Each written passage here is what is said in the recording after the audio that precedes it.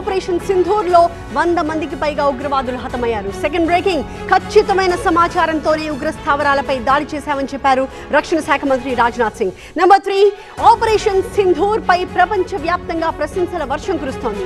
And fourth breaking, దేశవ్యాప్తంగా ఈ మాక్ drills లో ప్రజల్ని అప్రమత్తం చేసింది కేంద్రం. డీటెయిల్ గా చూద్దాం. నెంబర్ 1, ఉగ్రవాద స్థావరాలపై భారత్ ఆపరేషన్ సింధూర్ చేపట్టింది. పాకిస్తాన్ అలాగే పిఓకేలోని 9 ప్రాంతాల్లో భారత్ మెరుపు దాడులు చేసింది. ఈ దాడుల్లో 100 మందికి పైగా ఉగ్రవాదులు హతమయ్యారు. బ్రేకింగ్ నెంబర్ 2, ఖచ్చితమైన సమాచారంతోనే ఉగ్ర స్థావరాలపై దాడి చేశామని చెప్పారు రక్షణ శాఖ మంత్రి. ఆపరేషన్ సింధూర్ తో సైన్యం చరిత్ర సృష్టించింది అంటూ ఆయన కొనియాడారు. దేశ భద్రతకు భంగం కలిగిస్తే సహించేదే లేదని తేల్చి చెప్పారు రాజ్నాథ్ సింగ్. థర్డ్ బ్రేకింగ్, ప్రధాని నరేంద్ర మోదీ గట్టి సమాధానం చెప్పారు అన్నారు చంద్రబాబు.